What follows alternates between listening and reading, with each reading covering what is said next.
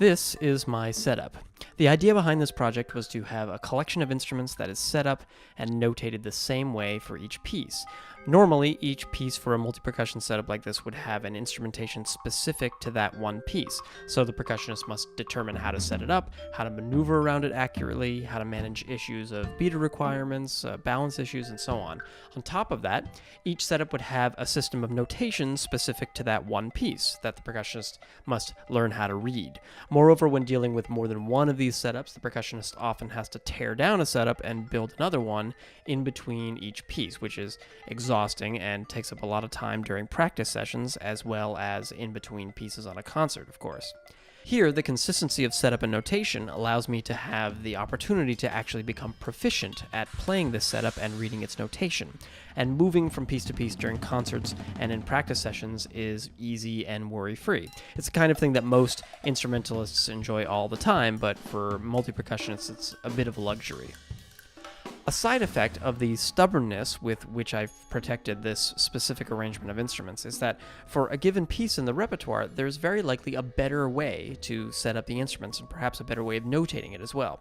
And other percussionists can choose, if they play these works, to set the instruments in different configuration, but my experiment here is to see if the accumulation of experience and skill through playing many works in one configuration eventually outweighs these types of disadvantages, and I think it certainly does.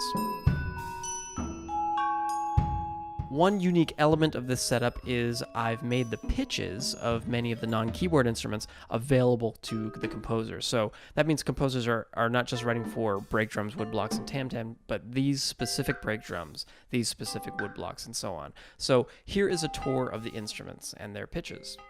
The keyboards are vibraphone from F3 to F6, and crotals, just the high octave, which is C7 to C8.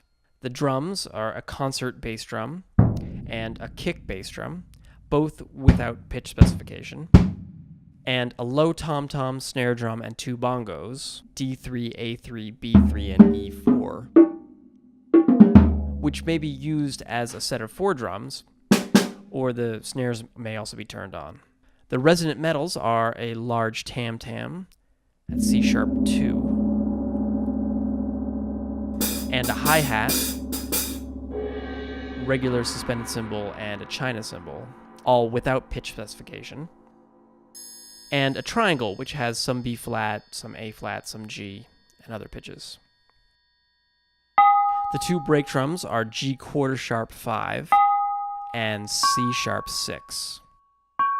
A cowbell, about F5, two wood blocks, C sharp 6 and F sharp 7, and a guiro.